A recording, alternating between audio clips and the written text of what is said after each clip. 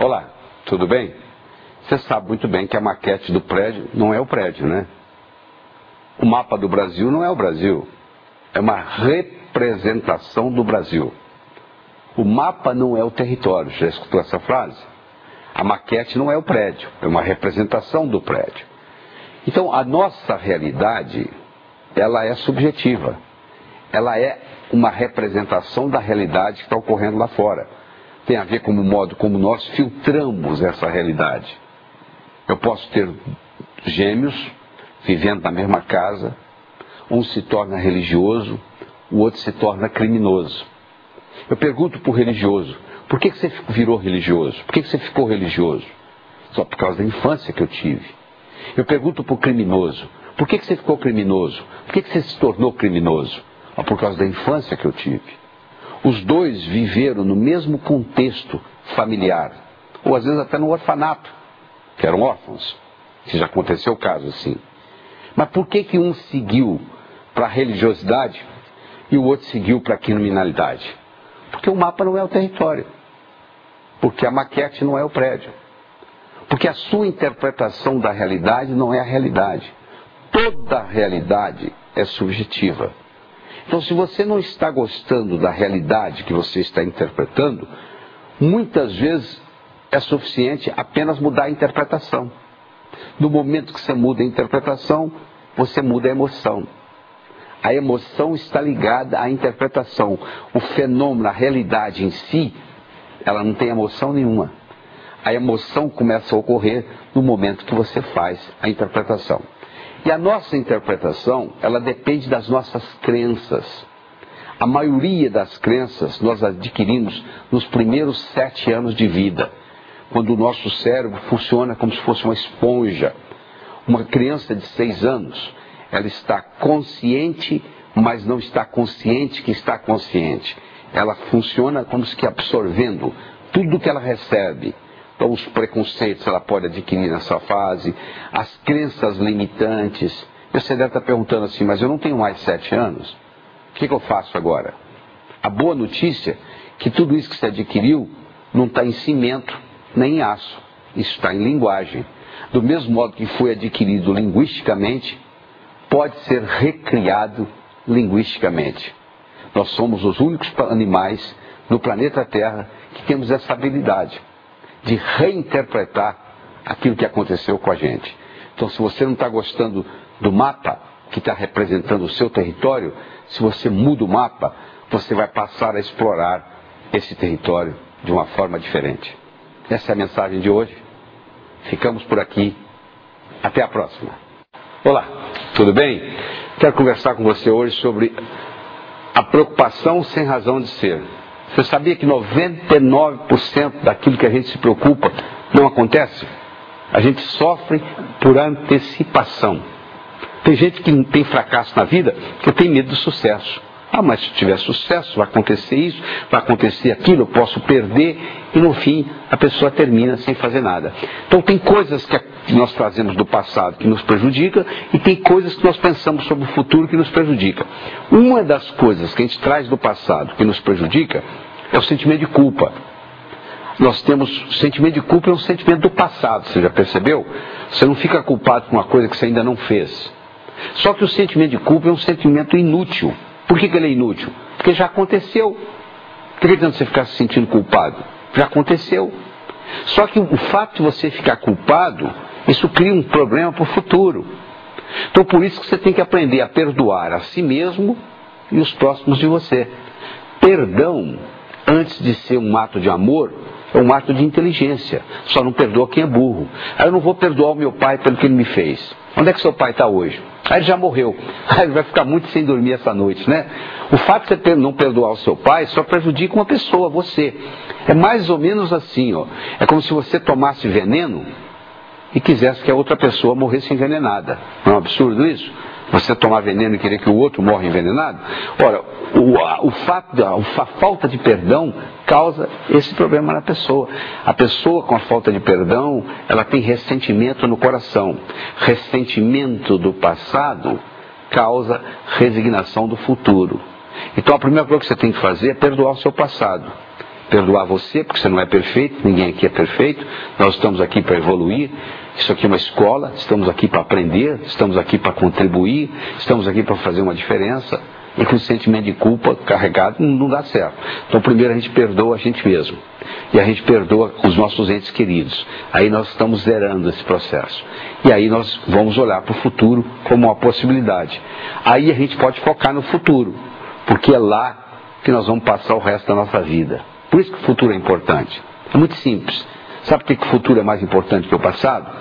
Porque é lá que você vai passar o resto da sua vida. Você sabe quando uma pessoa começa a morrer? Quando as suas recordações começam a ficar mais fortes que os seus sonhos. Então a pessoa que está sonhando, independente da idade, ela está vivendo. Aquela que começa a falar só do passado, não adianta nada. E muitas vezes nós nos preocupamos com esse futuro sem razão.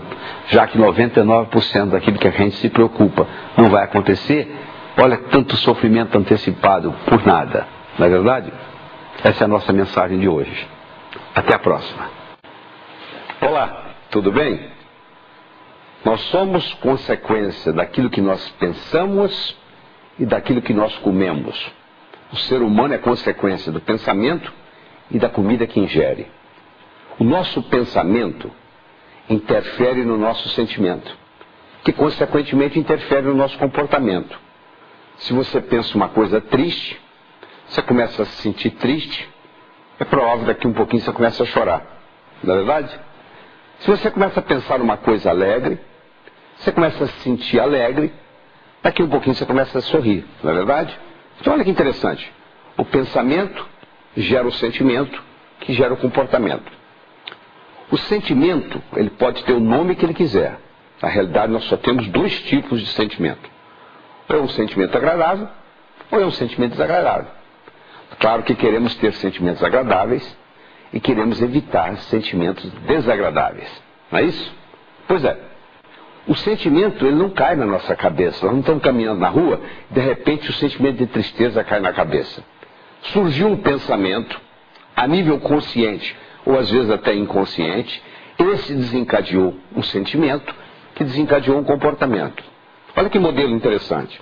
Se eu quero mudar o meu comportamento, eu vou ter que mudar o meu sentimento. Se eu quero mudar o meu sentimento, eu vou ter que mudar meu pensamento. Então a pergunta é a seguinte, como que eu vou mudar meu pensamento? Se eu tenho milhares de pensamentos por hora, eu vou ficar controlando cada pensamento? Não dá, né? Então eu vou ver que o pensamento é desencadeado pela nossa percepção. Mudando a percepção, mudamos o pensamento, mudamos o sentimento e, consequentemente, mudamos o comportamento. O contrário também funciona. Se eu mudo o meu comportamento, se eu começo a dançar, o meu sentimento de alegria, contaminado pela música, começa a surgir e os meus pensamentos também mudam. Ou seja, dos dois modos. O pensamento gera sentimento que gera comportamento e o comportamento gera sentimento que gera pensamento. Isso vai dos dois modos. William James, o pai da psicologia moderna, tinha uma frase que dizia assim: o passarinho não canta porque está feliz, ele está feliz porque canta. Ou seja, se eu começo a me comportar de uma forma divertida, eu começo a ter sentimentos alegres, eu começo a ter bons pensamentos. O que nós vamos estar trabalhando aqui, discutindo, interagindo com você, é no sentido de modificar tudo isso e modificar a percepção da realidade, porque a realidade, ela é sempre subjetiva, ela é sempre a nossa realidade. Por hoje é só.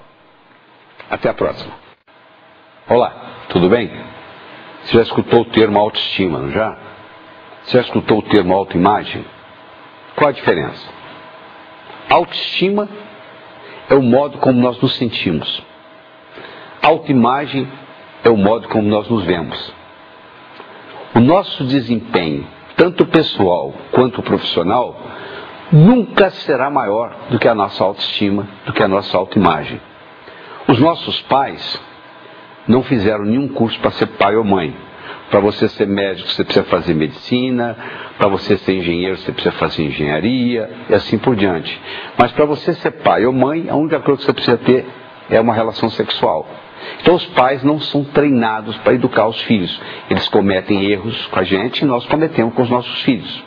Até a idade de 8 anos, uma criança recebe, em média, 100 mil nãos. não faça isso, não faça aquilo, faça aquilo, faça aquilo.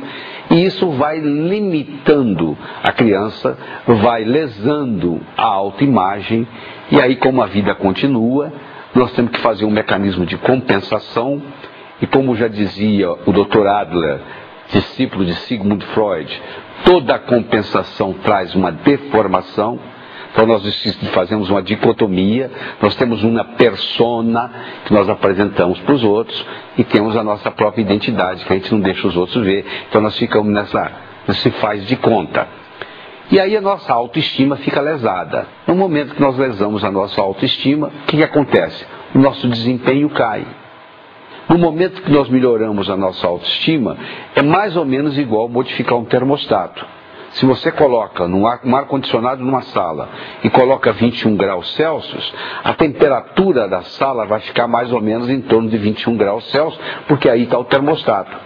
Nós também temos um termostato para saúde, temos um termostato para dinheiro, temos um termostato para relacionamento e assim por diante. A única diferença é que o nosso termostato ele é linguístico. Ele é feito de linguagem. Então, no momento que eu mexo nesse termostato linguístico, eu melhoro tanto o meu desempenho pessoal quanto o meu desempenho profissional. Não precisa você voltar lá nos 8 anos. Não precisa ter a infância de novo.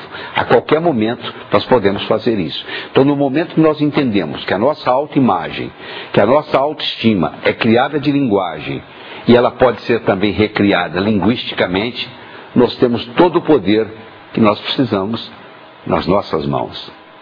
Essa é a mensagem de hoje. Estamos ficando por aqui. Até a próxima. Olá, tudo bem? O nosso cérebro é em geral 2% do peso do nosso corpo. Você pesa 70 quilos, seu cérebro é em torno de 1,4 kg. No entanto, consumimos 25% do oxigênio que respiramos vai diretamente para o cérebro. Esse órgão, nós podemos utilizá-lo para pensar ou para ter pensamentos. A maioria utiliza só para ter pensamentos. George Bernard Shaw dizia o seguinte: eu penso uma vez por semana e sou famoso. Imagine se eu pensasse todos os dias. Pensar é diferente de ter pensamentos. Se eu pergunto para você assim, há 5 dias atrás, era um dia antes de quarta-feira. Que dia que vai ser depois de amanhã? Para você me responder essa pergunta, se há 5 dias atrás era um dia antes de quarta, que dia que será depois de amanhã? Eu vou deixar você pensando com isso. Nesse momento, você está pensando, não simplesmente tendo pensamentos. O cérebro ele não para de pensar. Se eu não estiver pensando, ele vai divagando e ele vai tendo pensamentos. O cérebro tem 2 hemisférios, o esquerdo e o direito. O esquerdo é racional, o direito é emocional. Um pássaro para voar necessita de 2 asas. Você nunca vai encontrar um pássaro voando com asa só, não é verdade? Para nós sermos bem-sucedidos na vida, nós temos que usar tanto a parte racional quanto a parte emocional. Tanto a parte consciente quanto a parte inconsciente. A parte racional, ela determina a razão, a lógica. A parte emocional, como a própria palavra diz, a emoção, a intuição. Então nós temos que trabalhar com os 2 lados do cérebro. Infelizmente, nas escolas, eles ensinam muito a parte esquerda, a parte racional, e esquecem de ensinar a parte emocional. E o Daniel Goleman, seu brilhante livro Inteligência Emocional, ele mostrou que só 15% do nosso sucesso na vida depende da parte racional e que 85% depende da nossa inteligência emocional. E a boa notícia que eu tenho aqui, que a inteligência é grande parte adquirida, não é herdada. Claro que você tem um pequeno percentual da sua inteligência que adveio dos seus pais. Mas a boa notícia é que nós podemos melhorar a nossa inteligência.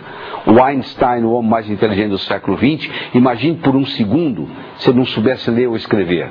Você acha que ele seria considerado o homem mais inteligente? Não. Então a inteligência pode ser adquirida. Tanto a racional, onde você estuda modelos de razão, quanto a emocional. Você já imaginou o que seria da razão sem a emoção? O que seria da emoção sem a razão? Verdadeiro caos, não é verdade? As 2 são importantes. Então eu quero que você lembre da metáfora do passarinho. Essa é a nossa mensagem de hoje. Ficamos por aqui. Até Até a próxima. Olá, tudo bem? Hoje nós vamos conversar sobre aparências, como os órgãos do sentido nos enganam. É verdade. Nós temos a sensação que estamos parados, não é verdade? A Terra tem um movimento de rotação em torno dela mesma a cada 24 horas e tem um movimento de translação em redor do Sol, 365 dias. Estamos viajando a quilômetros por segundo e temos a sensação que estamos parados. Nós pensamos que o Sol nasce no leste e morre no oeste. O Sol, com relação à Terra, está parado, é a Terra que está girando. Então os órgãos do sentido nos enganam.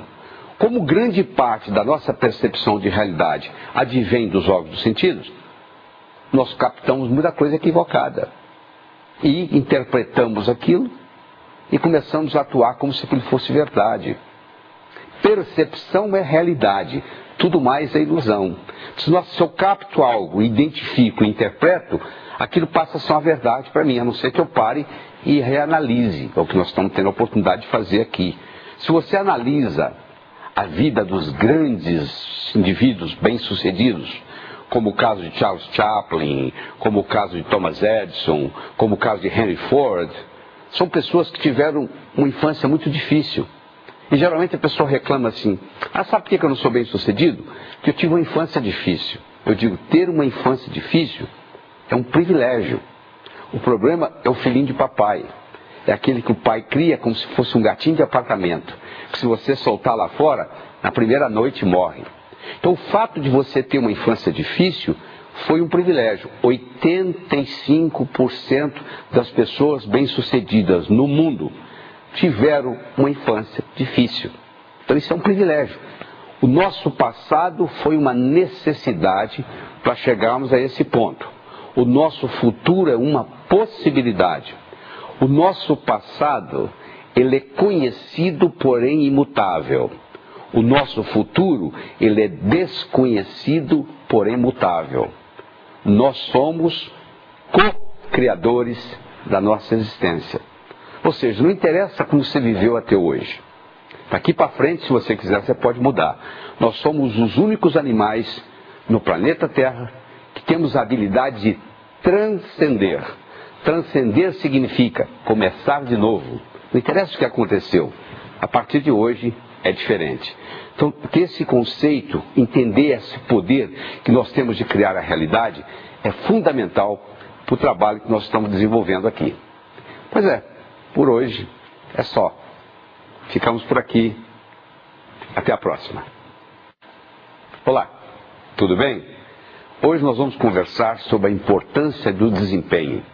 Uma pequena diferença em desempenho traz uma tremenda diferença em resultado. O cavalo chegou em primeiro lugar, ganhou prêmio de $15 mil. O segundo colocado ganhou um prêmio de $5.000. Significa que o primeiro cavalo é 3 vezes mais veloz que o segundo? Não. A diferença pode ser de nariz. Uma pequena diferença em desempenho traz uma tremenda diferença em resultado. Quem chega primeiro, todo mundo lembra. Quem chega segundo, ninguém lembra mais. Cabral foi quem descobriu o Brasil. Quem é que estava comandando a próxima chegada? Você não sabe. Armstrong foi o primeiro homem que pisou na Lua. Quem foi o segundo? Você também não lembra. A pequena diferença em desempenho traz uma tremenda diferença em resultado. Então você não precisa revolucionar a sua vida para mudar os seus resultados. Nós precisamos fazer coisas estratégicas constantemente. Pequenas coisas constantes em pontos estratégicos faz a tremenda diferença. E o que diferencia o profissional do amador é paciência e persistência. O profissional sabe que Roma não foi construída em um dia. O profissional sabe que o amanhecer só vem depois da noite toda ter passado. Então, quando eu estou trabalhando estrategicamente, mudando o meu desempenho, faz uma diferença no resultado. Se eu imagino 2 indivíduos, um muito bem sucedido e um outro muito fracassado, eles podem levantar mais ou menos à mesma hora, almoçar mais ou menos à mesma hora, jantar mais ou menos à mesma hora e dormir mais ou menos à mesma hora, não é verdade? E um é bem sucedido e o outro é fracassado. você vai analisar, a diferença está nos detalhes. São pequenos detalhes que, feitos constantemente em pontos estratégicos, que vão fazer a diferença. Você entender esse conceito de que uma pequena diferença em desempenho traz uma tremenda diferença em resultado, isso inclusive estimula a gente a querer melhorar as nossas vidas pessoais e profissionais. Porque eu não preciso estar fazendo demais. Eu preciso apenas ver onde é que são os pontos estratégicos onde eu posso alavancar. Eu não consigo derrubar uma porta, mas se você me entregar um pé de cabra, eu derrubo com facilidade, porque eu estou alavancando. Se eu aprender a alavancar com pequenas modificações de desempenho em pontos estratégicos, é o suficiente. Pois é, isso é que nós temos para passar para você hoje. Estamos ficando por aqui. Até a próxima. Olá, tudo bem? Será que vale a pena os objetivos que você tem? Você tem que mirar na lua. Porque se você errar, você ainda vai estar entre as estrelas. Nós temos que estabelecer objetivos que vale a pena a gente brigar por eles. Porque se for objetivo pequeno, não faz diferença. Então, pensando grande, pensando desse jeito, o que você faria que você não está fazendo? Ou que você deixaria de fazer, que você está fazendo? Eu vou ensinar para você aqui agora, vou conversar com você sobre como transformar um sonho numa meta e uma meta na realidade. Você sabe qual que é a diferença entre um sonho e uma meta? É uma data. Tudo aquilo que você colocou na categoria de algum dia não é meta, é sonho. Sabe aquele livro que você tem empoeirado na prateleira? Que você disse que algum dia, quando você tiver tempo, você vai lê-lo? Você adquiriu aquele livro há mais de um ano, ele está lá. Provavelmente você nunca vai lê-lo, porque você colocou na categoria de algum dia. Você já percebeu que não tem algum dia no calendário? Se você dissesse assim, até o final da semana que vem eu vou ler esse livro, eu posso lhe garantir que o seu cérebro ia arrumar tempo para ler o livro. Mas como você colocou na categoria de algum dia, o cérebro diz perfeitamente, o dia que algum dia chegar, nós vamos fazer isso. Então primeiro eu tenho que transformar o sonho na meta. Como é que eu transformo o sonho na meta? Colocando uma data. Então você tem que datar os seus sonhos para transformá-los em metas. Bom, mas isso aí é a primeira etapa. Eu depois tenho que aprender a transformar meta em realidade. Porque tem muita gente que transforma o sonho em meta e fica em meta. Eu não consigo fazer realizar sem transformar o sonho em meta. Ou seja, eu tenho que datar. No momento que eu dato, o universo começa a conspirar ao meu favor. Essa é a grande verdade. Agora, como é que eu transformo essa meta em realidade? Existem vários passos. Um deles, o seu objetivo, tem que ser algo que você quer e não que você não quer. Ou seja, tem que ser positivo. Eu não quero ficar doente. Isso não é meta. Eu quero ser saudável. Isso é meta. Eu não quero ser pobre. Isso não é meta. Eu quero ser rico. Isso é meta. Meta é aquilo que é, e não aquilo que não é. Então tudo aquilo que você coloca como se não for, que não é, ou seja, o que você não quer, é mais ou menos igual você dirigir um carro olhando pelo retrovisor. Você sabe de onde você está vindo, mas você não sabe para onde você está indo. Não é verdade? Então eu tenho que estabelecer, tem que ser positivo, tem que ser datado, tem que ser objetivo, tem que ser comensurável. Eu quero este ano ser 20% mais feliz que eu fui ano passado. Isso não é meta. Felicidade não é meta, felicidade é estado de espírito. É só você aprender a viver o momento. Então nós temos que saber fazer essas distinções. Nosso tempo está acabando, nós vamos continuar isso em outro programa. Ficamos por aqui. Até a próxima. Olá, tudo bem?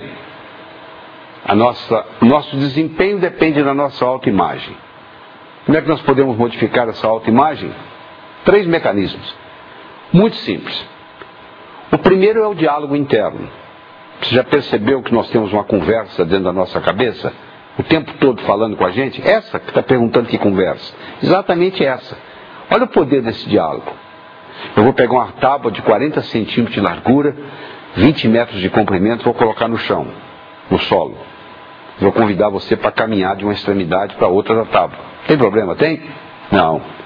Eu vou pegar essa mesma tábua, vou colocá-la entre 2 postes e vou convidar você para atravessar de um poste para outro. Fisicamente, você consegue, não consegue? Você andou na tábua quando ela estava no solo, ela tem o mesmo comprimento, a mesma largura. Mas por que você não anda? Porque na hora que você pisar na tábua lá em cima, vai ter um diálogo que vai entrar e dizer, ó, cuidado, você vai escorregar, cuidado, você vai cair, etc. Você não anda. Nós nunca deixamos de fazer coisas na nossa vida porque o nosso braço doeu, porque a nossa perna doeu. Nós deixamos de fazer coisas na vida quando entre o nosso ouvido esquerdo e o nosso ouvido direito aconteceu algo. Houve uma conversa. Esse é o diálogo interno. Se você observar esse diálogo interno, ele é um reflexo da sua autoestima. Então, se você quiser modificar a sua autoestima, um dos modos é modificar esse diálogo interno. Essa é uma maneira. A outra maneira é o processo da visualização, que já discutimos anteriormente. É você visualizar. A neurociência mostra que uma visualização bem feita, o cérebro não sabe se você está imaginando ou se aquilo está realmente acontecendo. Então, uma visualização bem feita tem um impacto duradouro no seu cérebro. E terceiro, a nossa postura corporal, o modo como nós carregamos o corpo.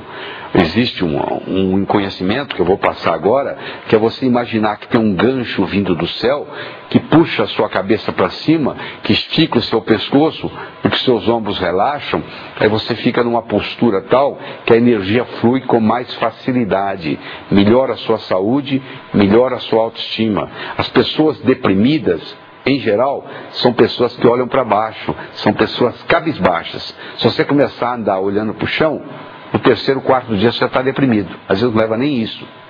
Então olha aqui 3 coisas interessantes. A visualização, que é feita pela parte visual.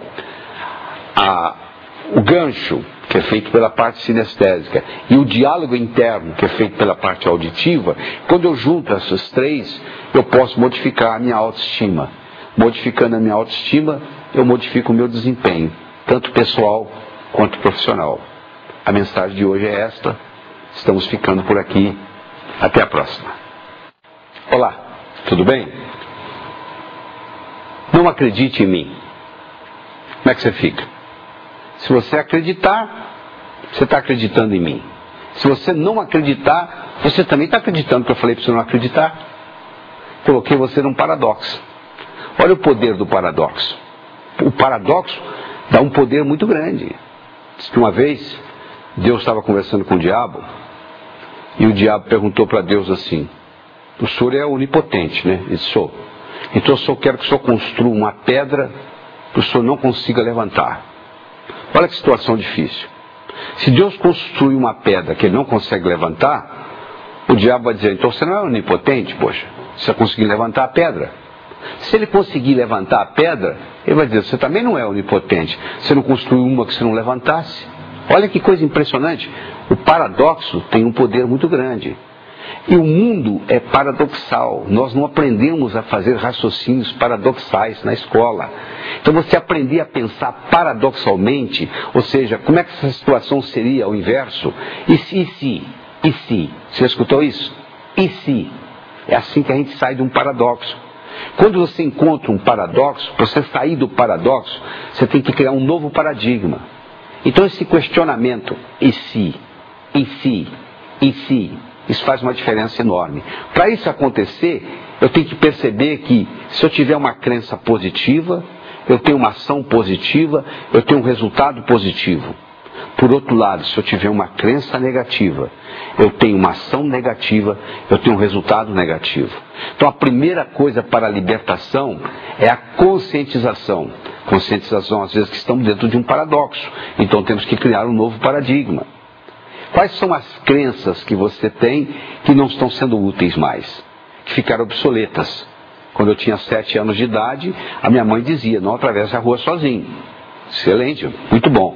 Hoje eu sou adulto, se eu mantiver essa crença, ela não será útil mais. Ela foi útil quando eu era criança, mas hoje ela não é útil mais. Eu tenho que mudar essa crença. Dessa eu já me livrei. Mas quantas outras que eu ainda não me livrei? Então, se você fizer uma autoanálise e ver naquelas situações paradoxais, onde as suas crenças não estão mais funcionando, aquelas crenças estão obsoletas e você vai ter que substituí-las por crenças novas que vão lhe trazer os resultados desejáveis. Uma crença só é útil à nossa vida se ela estiver nos trazendo resultados desejáveis. Faz sentido o que eu estou falando? Pois é, faça a sua autoanálise aí. A nossa mensagem termina por aqui hoje. Até a próxima. Olá, tudo bem? Estamos aqui discutindo o caminho para o sucesso. Tem coisa na nossa vida que nós estamos satisfeitos, né? Com o que você está satisfeito? Às vezes a pessoa está muito satisfeita com a saúde, mas não está satisfeito com a parte financeira. Ou às vezes é o contrário. Tem muito dinheiro no banco, mas não tem saúde. Na sua vida, que área você está satisfeito e que área você precisa melhorar. A área que você está satisfeito, você tem que manifestar gratidão. Gratidão é a mãe de todas as outras virtudes. Quando nós agradecemos aquilo que temos, nos ajuda a obter aquilo que queremos. Essa é uma grande verdade. E existe a área onde nós temos que melhorar. Para você, qual é? Só você pode responder.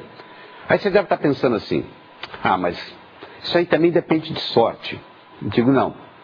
Sorte, a minha definição de sorte, sorte é quando preparação encontra a oportunidade. Você está preparado e a oportunidade aparece. Quando junta a preparação com a oportunidade, é a sorte. Mas como é que a oportunidade vai aparecer? Muito simples. 2 modos só. Ou você corre atrás dela, ou você fica esperando ela bater na sua porta. Se ela bater na sua porta, ela sempre virá fantasiada de problema. Você nunca vai encontrar uma oportunidade batendo na sua porta e dizendo, ó, cheguei, sou a oportunidade. Não, ela vem na forma de um problema, você resolve o problema e por trás do problema existe a oportunidade. O problema traz consigo a semente da solução e o problema traz consigo sempre uma oportunidade em potencial. Se você não gosta de resolver problemas, provavelmente você não vai deparar com muitas oportunidades que você teria oportunidade de deparar na sua vida. Quando a sorte, quando a preparação encontra a oportunidade, faz a sorte. E aí nós melhoramos aquilo que nós temos que melhorar.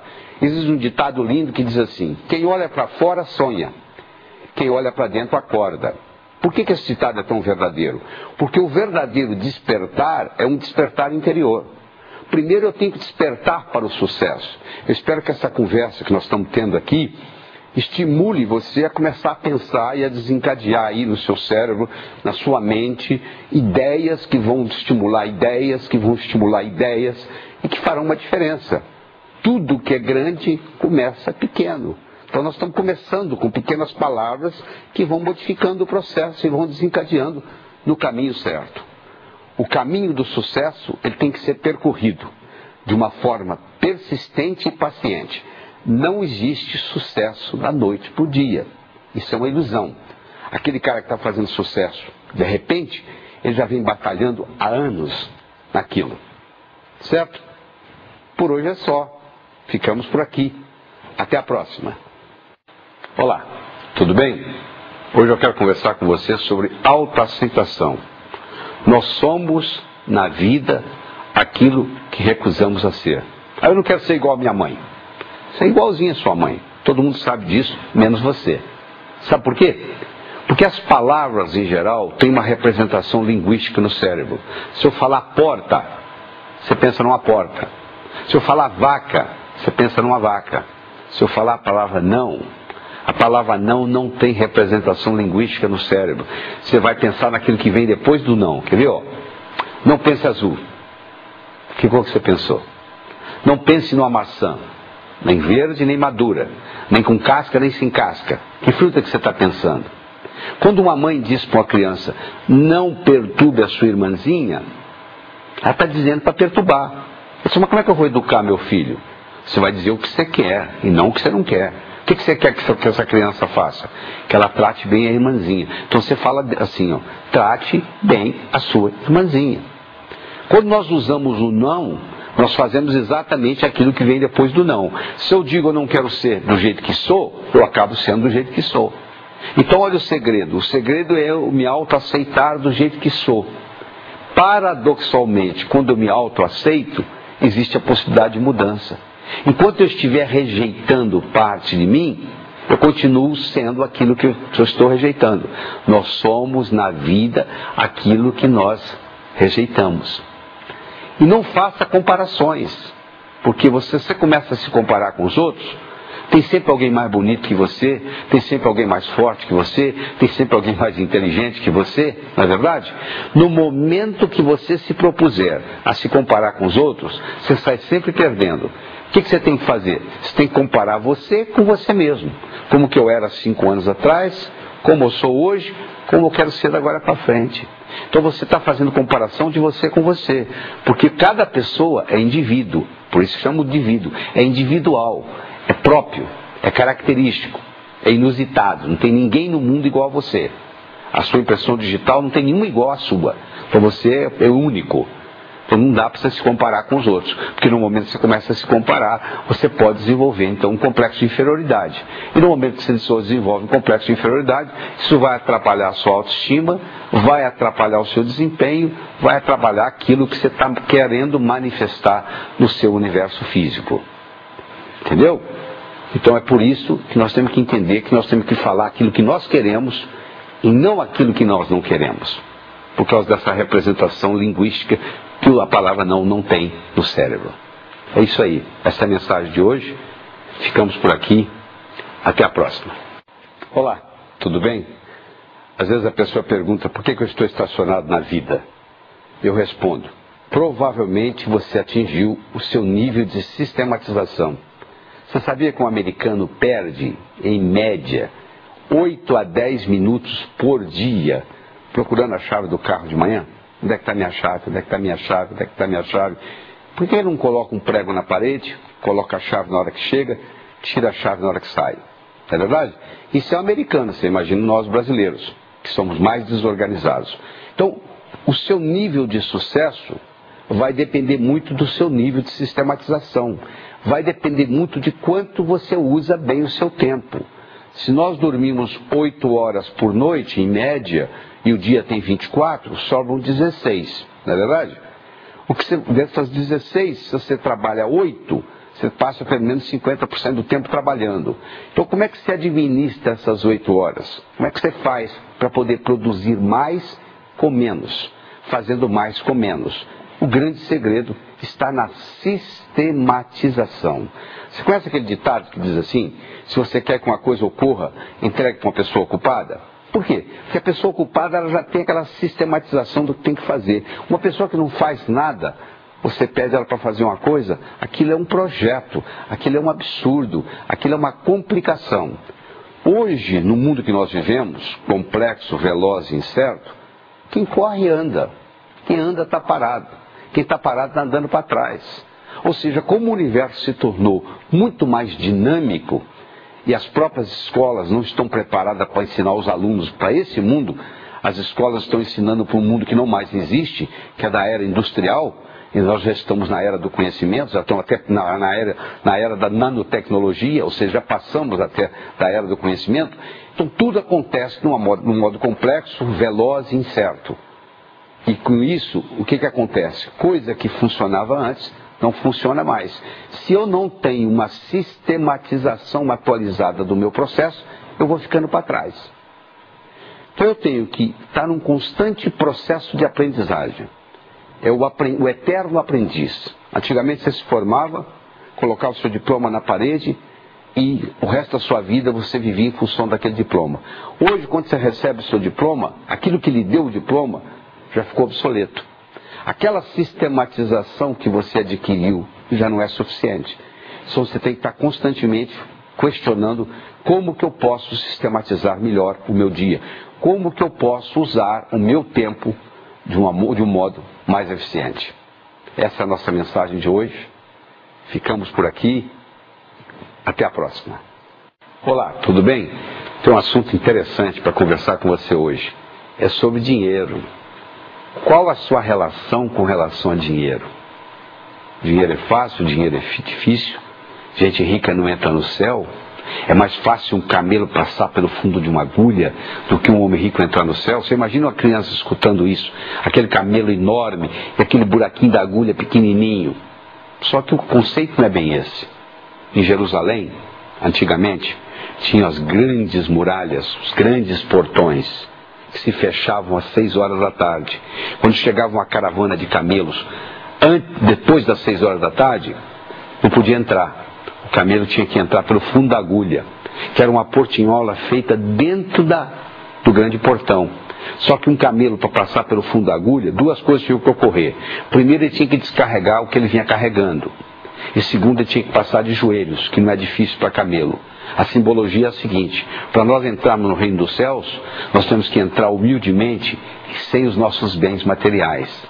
Caixão não tem gaveta, mortalha não tem bolso, não é verdade? Mas isso não quer dizer que pelo fato de você ser rico aqui, que você não vai entrar no reino dos céus, não. Até pelo contrário. A prosperidade é um dos caminhos para a espiritualidade. O dinheiro, quando bem empregado, aproxima você de Deus. Você pode usar uma corda para salvar alguém do abismo ou para enforcar alguém. Você pode usar uma faca para matar alguém ou para passar manteiga no pão. Intrinsecamente a corda não é boa nem ruim. Intrinsecamente a faca não é boa nem ruim. Intrinsecamente dinheiro não é bom nem ruim. É o uso que você vai fazer dele. Mas se você tem uma crença negativa com relação a dinheiro, que foi colocada na sua estrutura psicológica desde a sua infância, você vai ter uma dificuldade muito grande em lidar com dinheiro. Às vezes você trabalha e acaba perdendo aquilo que você ganhou. E termina a vida sem nada. Termina a vida com salário mínimo, com aposentadoria mínima. Então é muito importante você entender que se você não modificar essa crença com relação a dinheiro, vai ficar difícil no futuro você acumular dinheiro. No momento que você modifica a crença, só isso aí não é suficiente, mas é necessário. Ou seja, esse é o primeiro passo. Então, quais são as crenças que você tem com relação a dinheiro que estão lhe prejudicando, que estão lhe bloqueando? É como se você estivesse com o seu freio de mão puxado. No momento que você libera essas crenças, é como se você estivesse liberando o seu freio de mão. Valeu? Pois é, essa é a nossa mensagem de hoje. Estamos ficando por aqui. Até a próxima. Olá, tudo bem? Hoje nós vamos conversar sobre a diferença entre simplicidade e facilidade. Nem tudo que é simples é fácil. Quer ver? Caminhar num cabo de aço de um prédio para outro. É muito simples. É colocar um pé na frente do outro. Não é verdade? É fácil? Vai fazer. Sucesso é a mesma coisa. Ser bem sucedido na vida é simples, mas não é fácil. É simples porque nós temos que fazer aquilo que precisa ser feito. Só que não é fácil. Falando nisso, o que é sucesso para você? Para cada um é diferente. Tem gente que quer fama, tem gente que quer dinheiro, tem gente que quer poder, tem gente que quer ser um bom cidadão. E você? Qual a sua definição? Eu vou ter uma definição de trabalho aqui pra gente, tá bem? Sucesso é conseguir o que você quer. O que é diferente de felicidade. Felicidade é querer aquilo que você conseguiu. Para você ser feliz, você não precisa de mais nada. É só aceitar aquilo que tem. Agora, para ser bem sucedido, aí nós temos que fazer alguma coisa. Não ocorre espontaneamente. Algo tem que ser feito. Então, o sucesso, ele é multifatorial. Do mesmo modo que você não faz um bolo só com farinha, nem só com manteiga, nem só com ovos, são ingredientes, cada um deles necessário, porém não suficiente. O bolo, entre aspas, do sucesso tem basicamente 6 ingredientes. Você lembre-se disso, 6 ingredientes. E nós vamos estar discutindo em programas futuros exatamente cada um desses e como que você incorpora isso na sua estrutura psicológica. Então, hoje nós estamos focando no seguinte: existe uma diferença entre ser simples e ser fácil. Nem tudo que é simples é fácil. Estamos discutindo a definição que você tem de sucesso para você, porque só você pode definir isso. O que significa ser bem-sucedido para você, que não tem nada a ver com ser bem-sucedido do seu vizinho. E terceiro, saber que é multifatorial, tem vários fatores. Os fatores, cada um deles, necessário, porém não suficiente. Então, se nós trabalharmos com esses 6 fatores e tivermos aquilo que o profissional tem, que se chama paciência e persistência, ou seja, implementar isso no dia a dia, não existe outra consequência a não ser bem-sucedido, tanto na vida pessoal quanto na vida profissional. Estaremos discutindo isso em detalhes. Certo? Pois é, por hoje é só. Até a próxima. Olá, tudo bem? Hoje nós vamos conversar sobre um dos ingredientes do sucesso. São 6. Vou falar sobre trabalho. Você sabe que o único lugar que sucesso vem antes de trabalho é no dicionário? Sucesso é com S, trabalho é com T.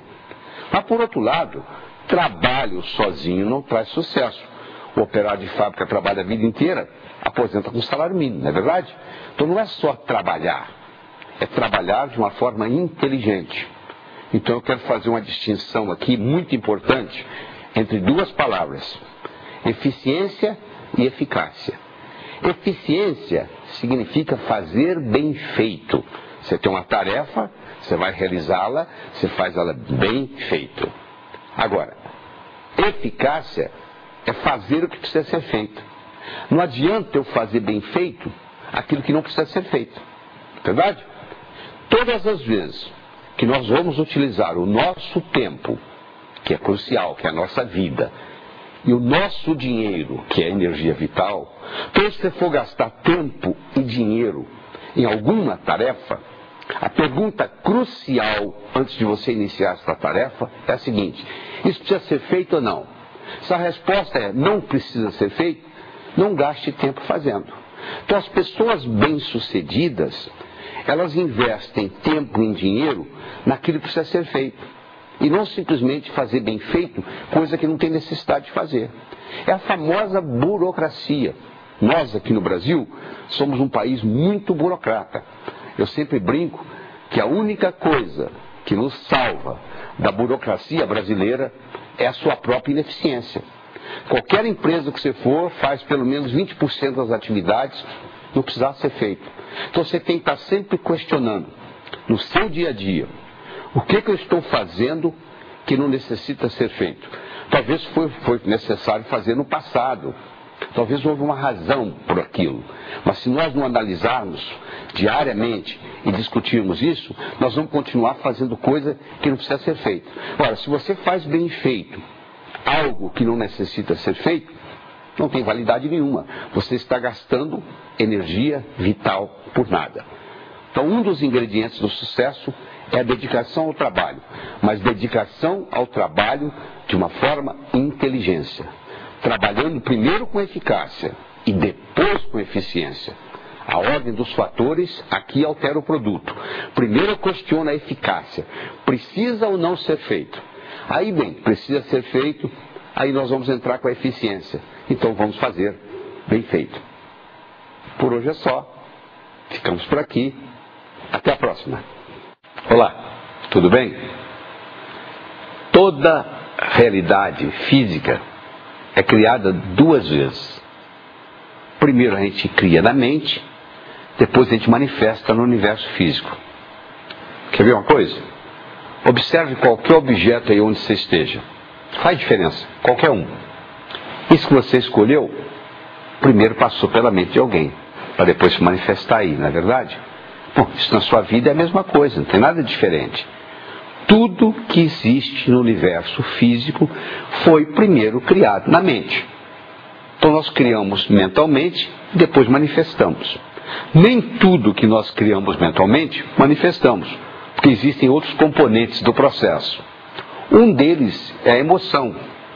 Se eu visualizo um carro e eu não tenho muita emoção para ter esse carro, isso vai ser uma visualização a mais no meu cérebro. Agora, se eu tenho uma emoção muito grande com relação àquela visualização, é como se eu alavancasse aquele processo. Aí acontece mais rapidamente. Então, quando eu quero acelerar um processo de manifestar no meu universo físico algo que eu criei mentalmente, eu tenho que ter por trás disso uma emoção, eu tenho que ter por trás disso um entusiasmo. Se você começar a fazer uma autoanálise da sua vida, e você percebe, se você olha a sua conta bancária, e você vê se você tem muito ou pouco dinheiro, e você vai começar a analisar qual é o pensamento que você vem trazendo com relação a dinheiro, você vai ver que você está manifestando aí. Se você tem a visualização de que dinheiro é difícil, provavelmente dinheiro está sendo difícil para você. Se você tem a visualização que dinheiro é fácil, provavelmente ganhar dinheiro para você está sendo fácil. Então primeiro eu crio no universo mental, para depois manifestar no universo físico. Esse conhecimento é fundamental, porque tem muita gente esperando que riqueza vai cair na cabeça, que sucesso vai cair na cabeça. Não vai, você não vai caminhar numa rua, riqueza vai cair na sua cabeça. Toda riqueza é criada pela mente. Aqueles que adquiriram riqueza, primeiro criaram no mundo mental. E a boa notícia que eu tenho, qual é? É que todos nós temos esse mundo mental. Isso devia ser ensinado no jardim da infância. Como é que eu posso trabalhar com a minha visualização?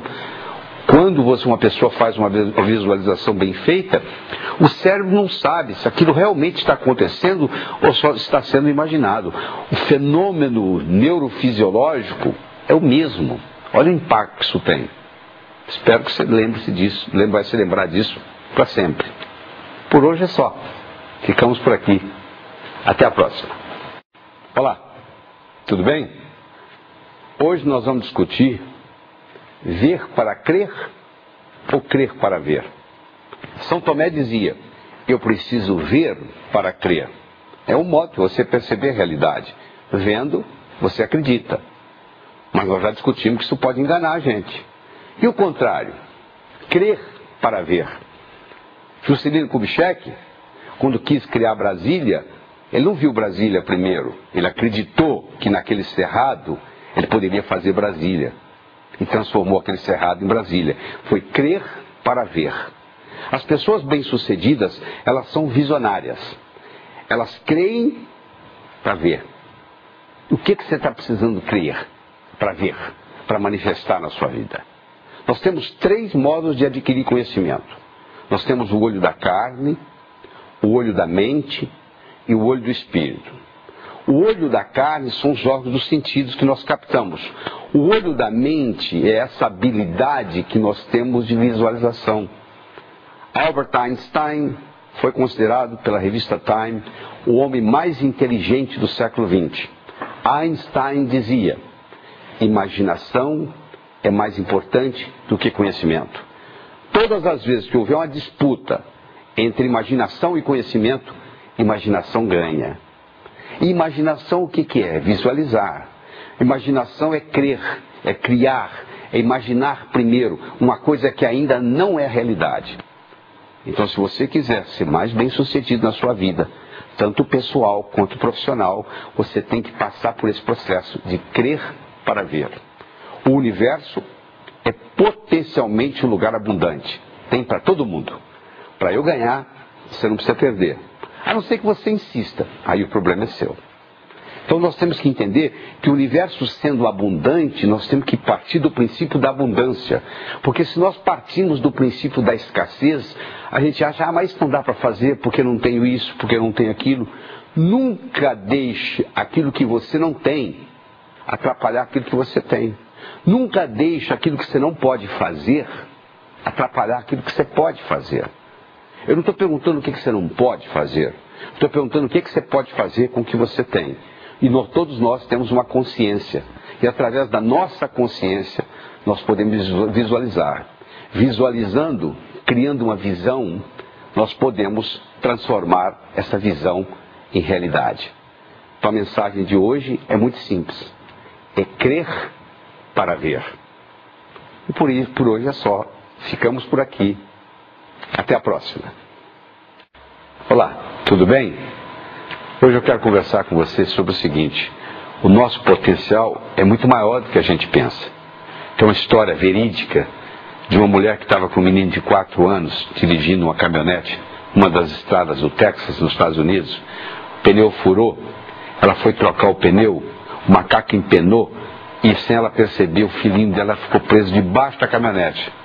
Você acredita que essa mulher levantou a caminhonete para a criança sair? De onde que ela tirou essa força? Fernão Cortés, o conquistador do México, um dia está dando um passeio, uma cavalgada, e os índios atacaram eles e mataram o cavalo que ele estava cavalgando. E ele foi correndo a pé. E ele saltou uma distância no abismo, que essa distância levada para um campo de atletismo, dificilmente você consegue superar com um atleta pulando de tênis e calção. E ele estava de armadura. Onde é que ele tirou essa força? Tirou essa força do inconsciente. O nosso inconsciente é 99%. O nosso consciente é 1%. Então, se nós podemos entrar em contato com esse inconsciente, não só nós temos uma criatividade enorme armazenada lá, como temos uma força enorme armazenada lá. Só que a entrada, a porta de entrada do inconsciente é o cérebro direito. E o cérebro direito, a gente entrar nisso, a gente tem que estar relaxado. Por isso que é importante o relaxamento. Por isso que é importante, às vezes, você sair do seu ambiente de trabalho e, de repente, você tem a ideia mais brilhante possível quando você não está no ambiente de trabalho. Você está em outra situação. Quando o Arquimedes descobriu o princípio de Arquimedes, ele estava tomando um banho. E saiu gritando na rua, eureka, eureka, eureka. O Einstein, para desenvolver a teoria da relatividade, ele estava deitado numa rede no fundo do quintal da casa dele, imaginando que ele viajava num raio de luz. E aí ele teve a grande visão, e depois matematicamente comprovou aquela visão que ele teve da teoria da relatividade. Então muitas vezes esse poder está aí, só que nós cortamos o acesso a esse poder desde cedo. A gente chega bastante criativo no jardim da infância e vamos sendo podados, porque só a professora sabe a resposta certa. Se você não responder do jeito que foi perguntado, você está errado. Aí você começa com um complexo de inferioridade, e etc, etc. Então, nessa conversa, nosso bate-papo que nós estamos tendo aqui, como é que você consegue estimular mais essa parte criativa sua? Como é que você consegue entrar mais no seu cérebro direito? Como é que você consegue usufruir desse poder, desse potencial que existe no seu inconsciente, que está disponível? Só que você tem que abrir as portas, né? Você tem que deixar isso chegar até lá. Essa é a nossa mensagem de hoje. Gostou? Pois é, estamos ficando por aqui. Até a próxima. O detalhe faz a diferença. É a diferença que faz a diferença. Se fizer um cavalo que chegou em primeiro lugar, um cavalo que chegou em segundo, o primeiro ganha um prêmio de $15 mil, o segundo ganha um prêmio de $5 mil. Daqui 2 semanas vão lembrar quem chegou em primeiro, terão esquecido o nome de quem chegou em segundo. Agora, se você for olhar a diferença é de nariz. O quanto que o segundo cavalo tinha que correr mais rápido para ganhar do primeiro é quase nada. Uma pequena diferença em desempenho traz uma tremenda diferença em resultado. Essa é a verdade. Uma pequena diferença. Você é julgado na vida por 4 coisas. Você é julgado pelo que você faz, pela sua aparência, pelo que você diz e como você diz o que você diz. Você pode ter 2 indivíduos. Você chega perto do primeiro e pergunta: o que você faz na vida? Eu sou pedreiro. Eu coloco um tijolo em cima do outro. Você chega perto do segundo: o que você faz na vida? Eu sou pedreiro, estou construindo a Catedral de Notre Dame, que vai ficar para a posteridade. Os 2 fisicamente fazem a mesma coisa, mas um descreve a profissão dele num detalhe um pouquinho diferente do outro. Não valoriza? Valoriza. Segunda coisa importante é a sua aparência. Você quer jogar no Flamengo? Não entra em campo com a camisa do Fluminense. Você quer servir exército? Não apareça lá com o uniforme da Marinha. Você imaginou se você estivesse me assistindo aqui e eu me apresentar sem gravata? Quantos % da minha roupa é gravata? 3%, mas faz uma diferença enorme. Então o que eu estou querendo aqui é que você modifique pequenas coisas na sua vida. As coisas que modificadas farão uma grande diferença. Eu tive a oportunidade recentemente de visitar o Hotel Oriental, em Bangkok, na Tailândia, considerado durante 9 anos seguidos o melhor hotel do mundo. Eu fiquei até um pouco decepcionado quando eu cheguei lá, porque ele não é diferente dos outros, mas é a pequena diferença que faz a diferença. Olá, tudo bem? Gostando mais de você. Se você não gosta de você, o mundo não vai gostar de você. O seu desempenho, tanto pessoal quanto profissional, nunca será maior do que a sua autoimagem. Por isso nós estamos trabalhando nisso. Como melhorar a sua autoimagem? Como melhorar a sua autoestima? Até a idade de 8 anos, você recebeu aproximadamente 100 mil nãos. Não faça isso, não faça aquilo, não faça aquilo. Crianças com 4 anos de idade, microgravadores colocados na orelha para escutar, gravar o que elas escutam em 24 horas, para cada elogio, elas receberam 9 repreensões. Então o que acontece? A sua autoestima, que nasceu direitinho, ela começa a ser lesada. Você tem que continuar vivendo. Então, como mecanismo de compensação, você faz compensações e que leva a deformações. Adolf Adler, discípulo de Sigmund Freud, Dr. Adler dizia: toda compensação traz uma certa deformação. Conclusão: você passa a ter 2 personalidades. Uma que você apresenta para os outros e a outra que é a sua lá, que você não quer mostrar para ninguém. E você gasta uma energia vital enorme tentando separar uma da outra. E isso tudo é codificado linguisticamente. E existe uma conversa dentro da sua cabeça o tempo todo, chamado self-talk. que determina isso. E eu vou lhe provar isso agora. Seu cérebro trabalha ciberneticamente. Cibernética é a disciplina que estuda sistemas autônomos. Se eu coloco um ar-condicionado num salão, numa sala, e coloco um termostato no ar-condicionado dessa sala, e coloco uma temperatura 21 graus Celsius, eu coloquei inteligência numa máquina. Sabe por quê? O ar-condicionado dessa sala vai ligar e desligar, independente da minha presença física. Sabia disso? Independente da minha presença física. Porque agora ele vai usar a temperatura da sala como retroalimentação. Nós também temos os nossos termostatos. Você tem um termostato para dinheiro. É como se eu tivesse escrito em letra invisível na sua testa o quanto que você vale por ano. É isso que você está ganhando. Você tem um termostato para saúde. Você tem um termostato para relacionamentos. E você pode modificar esse termostato através da linguagem e através da visualização. Se você visualiza e sabe visualizar com nitidez, se você sabe visualizar cores, isso tem um impacto enorme nesse termostato. Deixa eu contar para você uma história com relação ao termostato. Era uma vez um indivíduo que era um corretor de imóveis. O melhor corretor de imóveis que você poderia encontrar. Ele só ganhava 30 mil dólares por ano. Nos Estados Unidos isso não é muita coisa. Um dia ele foi hipnotizado. Durante a sessão hipnótica descobriu-se que quando ele tinha 7 anos de idade o pai dele tinha morrido. E a companhia para a qual o pai trabalhava tinha dado uma cerimônia, e tinha convidado ele e a mãe, e tinha havido um discurso de quanto o pai dele tinha sido honesto, trabalhador, dedicado, etc, etc, etc. E foi dado à mãe um envelope que era o seguro de vida do pai. Que ela abriu o envelope, tirou o cheque, 30 mil dólares, e ele com 7 anos de idade olhou e concluiu. Um indivíduo honesto, trabalhador, dedicado, vale 30 mil dólares por ano, ele concluiu. Trazido de volta da sessão hipnótica e trabalhado com essa tecnologia que eu estou trabalhando com você aqui agora nesse vídeo, esse indivíduo na semana seguinte dobrou o que ele ganhava, na semana seguinte ele triplicou, na semana seguinte ele quadruplicou. Um ano depois, ele ganhava $1 milhão por ano, fazendo o que ele sempre soube fazer, levantando a mesma hora que ele sempre levantou, indo dormir a mesma hora que ele sempre foi dormir. O cérebro, como eu disse, esse aparelho que tem 10 bilhões de neurônios, é o computador mais sofisticado da face da Terra. Ele tem 2 hemisférios, o esquerdo e o direito. O esquerdo armazena a razão, o direito armazena a emoção. Esses hemisférios, eles têm funções distintas.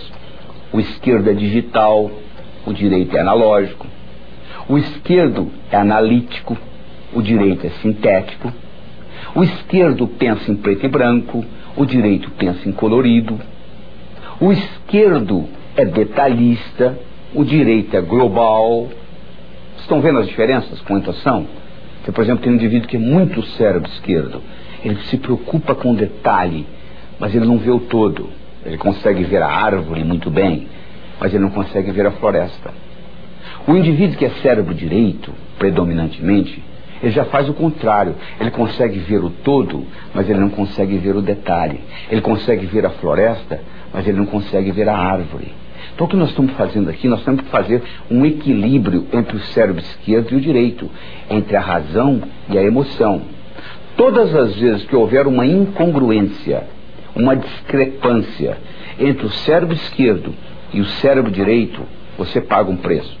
Se você disser assim, cérebro esquerdo, eu vou roubar um banco, e o cérebro direito, a emoção, disser, não faça isso não, que é antiético, e você vai e rouba o banco, 10 anos depois você aparece com câncer, o que aconteceu? Houve uma incongruência, houve um conflito entre a parte esquerda e a parte direita do seu cérebro, houve uma depressão do seu sistema imunológico, e com isto você sofre um câncer 10 anos depois. Além disto, se você aprende a integrar esses 2 lados do cérebro, é como um passarinho. Um passarinho para voar precisa de 2 asas. Você nunca vai encontrar um passarinho voando com asa só. O indivíduo, para ser bem sucedido na vida, ele tem que aprender a trabalhar com os 2 lados do cérebro. Se ele é só cérebro esquerdo, é aquele indivíduo que você conhece, que é inteligente, sabe cálculo, sabe matemática, trabalha numa lojinha no centro da cidade, é o caixa lá, e lá vai ficar a vida inteira. Por outro lado, o indivíduo que só trabalha com o cérebro direito é aquele indivíduo muito criativo, com grande imaginação, que não implementa nada que ele imaginou. Van Gogh pintou 1.600 quadros, vendeu um, viveu e morreu na miséria. Na verdade, ele tinha um cérebro direito muito evoluído, mas ele não tinha o discernimento necessário para vender os quadros e ter uma boa vida. Terceiro, ela tem que ser positiva. Não é o que você não quer, é o que você quer. O que você quer na vida? Eu não quero doença, eu não quero pobreza. Eu não estou perguntando o que você não quer. Quero saber o que você quer. Se você se concentra no que você não quer, ao invés de se concentrar no que você quer, é como se você estivesse dirigindo um carro olhando pelo retrovisor. Você sabe de onde você está vindo, mas você não sabe para onde você está indo. Você tem que concentrar naquilo que você quer. Colocar energia. Eu não quero ser igual ao meu pai. Ser igualzinho ao seu pai. Todo mundo sabe disso, menos você. Por quê? Quando você diz eu não quero ser gordo, você pensa em gordura. Quando você diz eu não quero ser pobre, você pensa em pobreza. Você sabe que tudo é criado duas vezes. Primeiro você cria aqui, depois você se manifesta. Manifesta no seu universo físico. Você tem que ter objetividade, ela tem que ser objetiva. Ela tem que ser datada. Tem que ter uma data. Quando que você quer isso? Ela tem que ser específica. O cérebro trabalha ciberneticamente. Cibernética trabalha com especificidade. Você imagina um termostato no ar-condicionado de uma sala e você pergunta para mim que temperatura que eu coloco aqui. Eu falo mais ou menos. Você vai colocar o quê? Agora, se eu falar 21 graus Celsius, você vai lá e coloca. O que você quer? Eu quero dinheiro. Dinheiro você já tem no bolso. Eu quero mais. Vou te dar mais $1, tá bom? Não adianta, não é só. Você tem que ser específico. Uma vez dava um curso nos Estados Unidos, tinha um indivíduo sentado na primeira fileira e ele disse para mim, doutor, eu poderia fazer um comentário? Eu falei, pois não. Ele disse, eu dirijo um carro de biscoito, um carrinho de biscoito, uma Kombi, eu entrego biscoito nas padarias. Eu faço isso há mais de 30 anos. Eu levanto 4h30, 5 horas da manhã, entrego os biscoitos nas padarias, volto, lavo o carro, abasteço para o dia seguinte. Só quer saber de uma coisa? Amanhã eu vou continuar entregando biscoito nas padarias. Eu falei, meus parabéns. Não tem nada errado o senhor entregar biscoito nas padarias.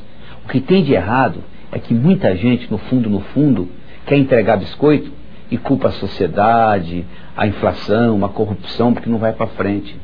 Você não consegue manter uma bola no fundo da piscina. Você não consegue manter um indivíduo bom lá embaixo, indefinidamente. Temporariamente, um chefe pode até segurar uma pessoa de não ser promovida, mas indefinidamente, a única pessoa que pode segurar você é você. Então, o que você tem que desenvolver é essa habilidade de entender o seguinte, que você tem que estar sempre em constante melhora. Não tem nada errado em você querer. Você chegou num ponto, você quer outro. Agora, o que você não pode é associar a sua felicidade a isto, porque senão você fica naquela história. Quando eu. Não é verdade? Você vai dizer, mas eu já tenho bastante. Eu sei, se você já tem o bastante, por que você não começa a trabalhar para os outros, então? Então, o que eu digo é o seguinte, primeiro você tem que aprender a transformar os seus sonhos em metas, e depois transformar suas metas em realidade. Como é que você transforma um sonho numa meta? Bom, primeiro você tem que sonhar, né? A maioria já parou de sonhar, já jogou a toalha. Acho que o brasileiro está precisando aprender a sonhar novamente. Então, primeiro você tem que sonhar. Aí, como é que você transforma um sonho numa meta? Muito simples, coloca uma data. Tudo aquilo que você colocou na categoria de algum dia, provavelmente não vai acontecer na sua vida. Sabe por quê? Porque algum dia não existe no calendário. Quando você diz, algum dia eu vou ler esse livro, quando eu tiver tempo, o cérebro fala perfeitamente, o dia que algum dia chegar, nós vamos ler esse livro. Só que algum dia não chega. Algum dia eu vou abrir a minha empresa. Você não abre, nunca. Então o que você tem que fazer? Colocar datas nos seus sonhos. Porque no momento que você coloca a data, eu não estou garantindo que você vai realizá-los. Mas eu estou dizendo que a sua chance de realizá-los aumenta pelo menos 1000 vezes no momento que você põe data nos seus sonhos. Você transforma os seus sonhos em metas. Então primeiro tem que ser sua. Você está fazendo o que você gosta? Se não tiver, você muda. Segundo, a sua meta tem que ser grande. Você tem que mirar na lua. Porque se você errar, você não vai estar entre as estrelas. Em 1976, quando eu me mudei para os Estados Unidos, eu falei para um amigo meu, em 3 anos eu vou ensinar cardiologia para os americanos. Ele riu de mim. Sabe quanto tempo levou? Em 8 meses eu dei a minha primeira apresentação em Washington, D.C., para 400 cardiologistas. Quando eu contei para o meu amigo, ele riu, eu sabia que o tamanho estava bom. Tenha metas grandes, que você vale a pena você brigar por elas. Porque meta pequena não lhe estimula. Se você mirar na lua e errar, você vai estar entre as estrelas. Tem que ser grande. A realidade que você tem na sua cabeça não é a realidade real, é a sua realidade. Por quê? Porque nós vivemos num mundo de ilusões. Essa é a verdade. Nós vivemos num mundo de ilusões. Você pensa que você anda na superfície chata, a Terra é redonda. Você pensa que você está parado no universo, a Terra gira ao redor de si própria, rotação, ao redor do Sol, translação, faz o movimento de tilting para justificar inverno e verão nos dois hemisférios. Você tem a sensação que você está parado no universo, não é verdade? Pois é, nós percebemos realidade através dos nossos órgãos dos sentidos. Só que os órgãos dos sentidos nos enganam. E o que eu vou mostrar para você é como que você consegue mudar essa percepção. Porque mudando essa percepção, você consegue mudar a realidade lá fora. Porque a realidade que você vive é uma realidade que representa a realidade lá de fora. E com isso a sua vida fica mais fácil. Vem comigo, vou lhe mostrar como. São Tomé dizia: eu preciso ver para crer. Na minha opinião, São Tomé estava enganado. Exatamente o contrário. Eu preciso crer para ver.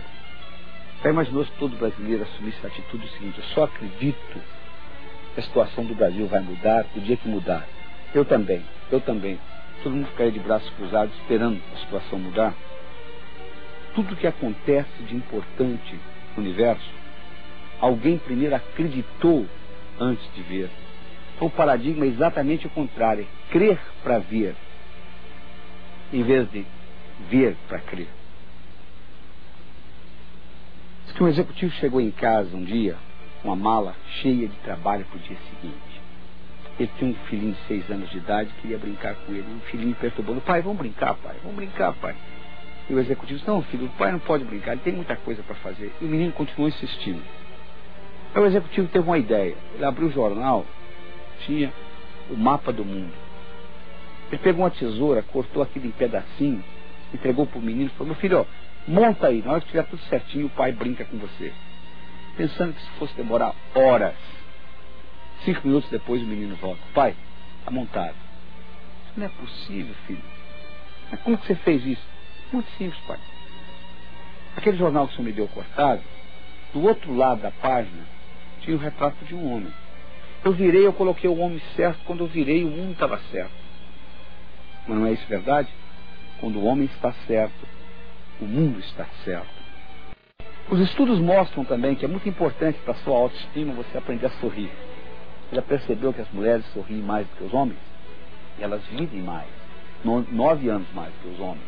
Você vai num lobby de um hotel, você vê um casal saindo do elevador, o homem sai sério, a mulher sai sorrindo.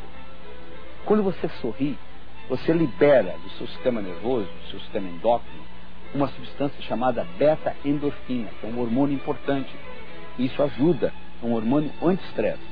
Além disso, para você franzir a testa, você utiliza 32 músculos. Para você sorrir, você utiliza apenas 28. Sorria, nem que seja por economia. Outra coisa importante para você desenvolver sua autoestima, você tem que capitalizar nas suas qualidades e não nos seus defeitos. Você tem que perguntar: em que eu sou bom? Olha esse slide aí, ó. Você está vendo aí, ó. Esse baixinho que está aí, ele mede 1,50 m. O nome dele é Bill William Shoemaker. Esse outro aí que nem cabe no slide direito, ele tem 2,20 m. O nome dele é William Chamberlain. William Chamberlain foi um dos maiores jogadores de basquete que o mundo já teve. William Shoemaker foi um dos maiores jockeys que o mundo já teve. Você já imaginou o Bill Shoemaker com 1,50 m jogando basquete? Seria medíocre, não é? Você já imaginou o Chamberlain com 2,20 m querendo ser jockey? Pobre do cavalo. Não sairia do lugar. Mas infelizmente no mundo tem muito Shoemaker querendo jogar basquete e tem muito Chamberlain querendo ser jockey. Você tem que questionar o seguinte: quais são as minhas qualidades? E você tem que capitalizar nelas. É importante você entender isso. Outra coisa importante é você melhorar a sua autoestima, seus amigos. Se você vive em terreiro de peru, é muito difícil você aprender a voar com águias. Já é difícil você nadar contra a correnteza, principalmente com o peso amarrado no pescoço. Você tem que procurar amigos que são do seu nível ou melhor, para te jogar para cima e não puxar você para baixo. É importante você entender isso. E finalmente, no trabalho da sua autoestima, você tem que levar em consideração o seguinte: que semelhante atrai semelhante. Se você abrir a torneira da pia da sua casa, sai água. A água vai para o esgoto. O esgoto vai para o rio.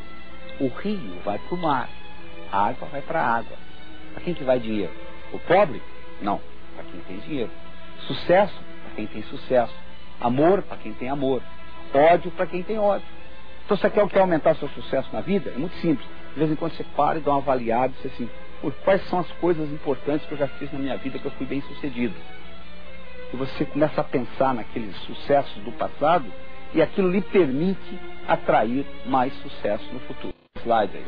Tá vendo esse jarro aí de bolas de diferentes cores? Imagine que as amarelinhas sejam aquelas condições, aquele condicionamento negativo que você recebeu da infância. Aquelas crenças que você quer se livrar delas. Tem dois modos de você se livrar das amarelinhas dentro desse jarro.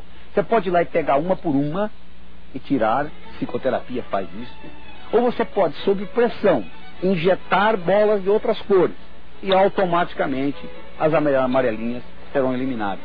Enriqueça a sua vida com visões, com metas, com coisas importantes e você vai perceber que à medida que o tempo passa, a sua autoestima se torna cada vez melhor. E o mundo só pode gostar de você o dia que você gostar de você mesmo. Os olhos são as janelas da alma.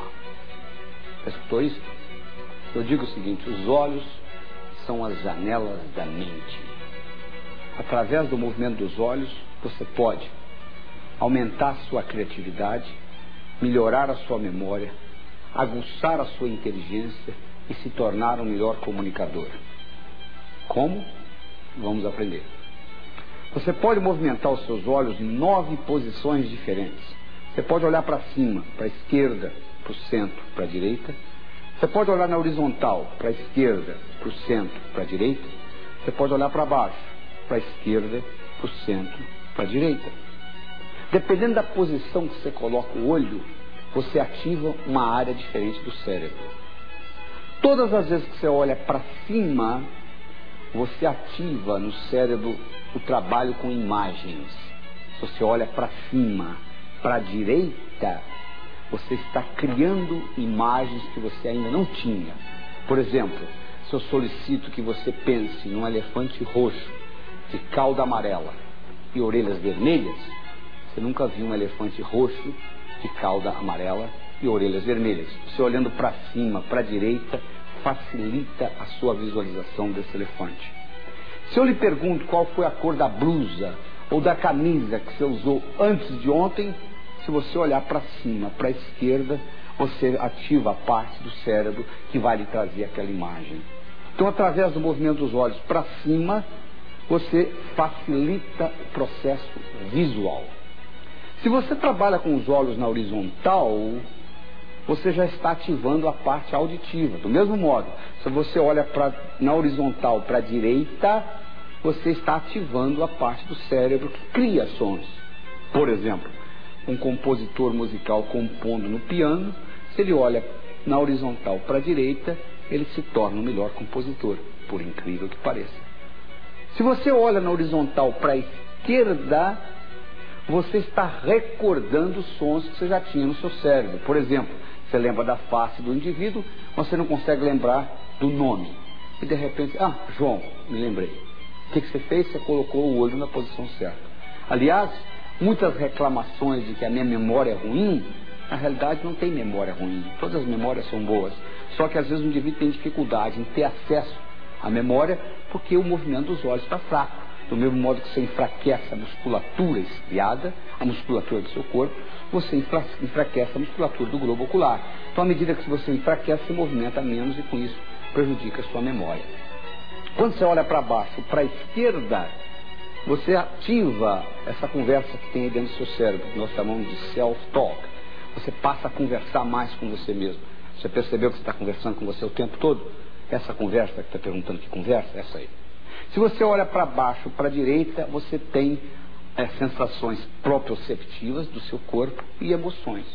Então, de acordo com a posição do olho, você ativa área diferente do seu cérebro. Napoleon Hill mostrou, quando ele estudava aqueles indivíduos que começaram pobres e terminaram milionários, que uma característica em comum que eles tinham é essa habilidade de ver a parte positiva de tudo.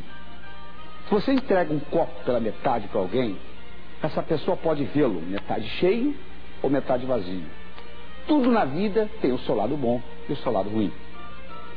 A sua percepção depende muito de uma palavra que eu vou introduzir no seu vocabulário agora, que é o paradigma.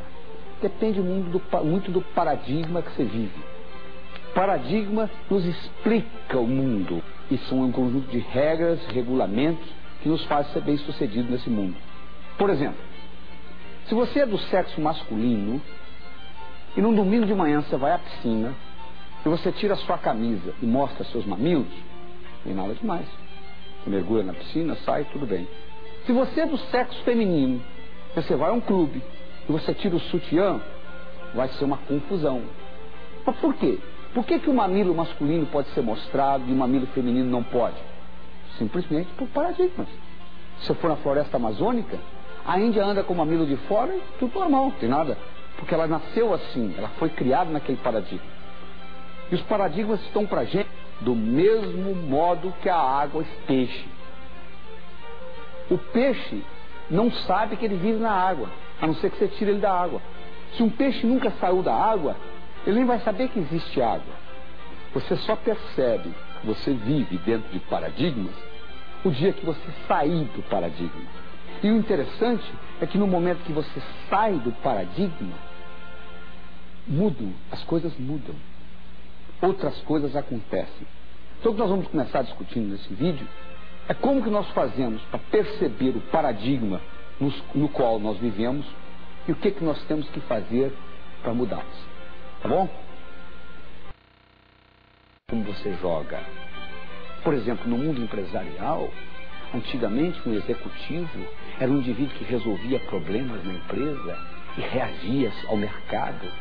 Hoje, no novo paradigma, um executivo hoje, sabe o que ele faz? Ele antecipa o futuro e identifica oportunidades. Para isso que nós ganhamos dinheiro hoje, para identificar oportunidade para nossas empresas e para antecipar o futuro. Só que a antecipação é uma habilidade que não está sendo ensinada nas escolas. Então as escolas estão preparando os indivíduos para um mundo que não existe mais.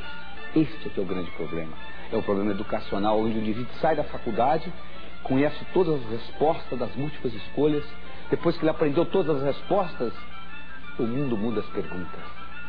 O segredo não é saber as respostas, e sim saber formular as perguntas. Falando em pergunta, meu amigo, eu vou deixar uma para você aqui.